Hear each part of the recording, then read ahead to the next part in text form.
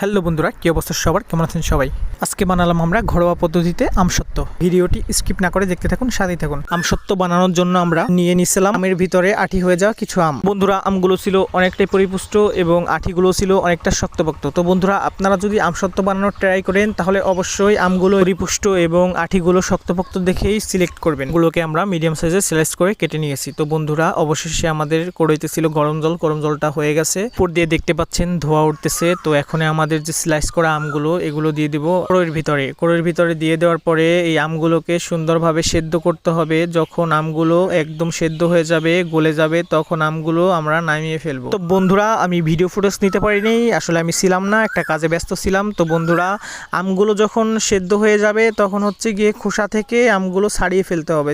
ছাড়ানোর পরে একটা সেকনির সাহায্যে আমগুলো সেকে নিতে হবে, যাতে করে আমের যে আঁশ আছে এগুলো রয়ে যাবে।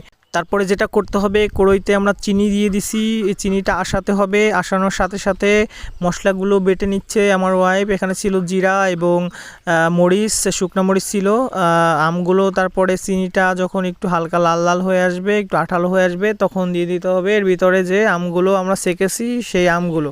আমের পেস্টটা যখন দিয়ে দেওয়া হবে, এই আমগুলোকে সুন্দরভাবে নাড়াচাড়া করে নিতে হবে, যাতে করে চিনির যে মিক্সিংটা ওইটার সাথে যাতে আমগুলোর মিক্স হয়। তো এখন আমাদের এই আমটাকে জাল করে নিতে হবে 5-7 মিনিটের মতো। জাল করার পরে দেখতে পাচ্ছেন আমটার কালার কত সুন্দর লাল কালার চলে এসেছে। তো আমি একটু টেস্ট করে দেখতেছি যে লবণ মরিচ হয়েছে কিনা ঠিকঠাক ভাবে। তো বন্ধুরা, এখন হচ্ছে গিয়ে আমাদের যেটা করতে হবে, 2টা প্লেট নিতে হবে, 2টা থালায় হচ্ছে গিয়ে আমাদের সর্ষের তেল মাখতে হবে, যাতে করে আমসত্ত্বটা ঠিকঠাক ভাবে শুকিয়ে গেলে যাতে করে থালার সাথে না লেগে যায়। তো বন্ধুরা, আমরা এখন আমসত্ত্বটা নামিয়ে নিব। তো আমরা আমসত্ত্বটা নামিয়ে নিচ্ছি একদম কড়াই সমেত, যাতে করে আমাদের ঢালতে প্রবলেম না হয়। তো বন্ধুরা, আমরা এখন দিয়ে দিব থালায় সর্ষের তেল। আপনারা দেখতে পাচ্ছেন আমার ওয়াইফ সর্ষের তেল ঢালতেছে থালায়। এই থালার উপরে সর্ষের তেলগুলোকে সুন্দরভাবে মাখতে হবে। তো অবশেষে থালায় সর্ষের তেল মাখানো হচ্ছে। সর্ষের তেলটা মাখানো কমপ্লিট হয়ে যাওয়ার পরে আমরা দিয়ে দিব থালায় আমাদের আমসত্ত্ব বানানোর আমের পেস্টগুলো,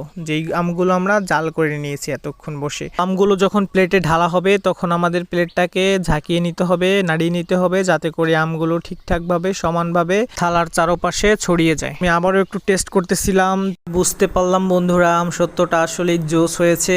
তো শুকানোর পরে তো আরো জোস হবে খেতে। আমসত্ত্ব বানানোর যে পেস্টগুলো আমের, এইগুলো আমরা প্লেটের উপরে ভালো করে সাজিয়ে নিয়েছি এবং উঁচা নিচা যাতে না হয় সেক্ষেত্রে আমরা এটার উপরে সুন্দর মতো ঝাঁকিয়ে নিয়েছি। এখন আমরা চলে যাব এই আমসত্ত্বগুলোকে রোদে দিতে। তো বন্ধুরা, দেখতে পাচ্ছেন আমসত্ত্বগুলো রোদে দেওয়া হয়েছে। তো বন্ধুরা, রোদে দেওয়ার খানিকক্ষণ পরে আমি এখানে এসেছিলাম ছাদের উপর।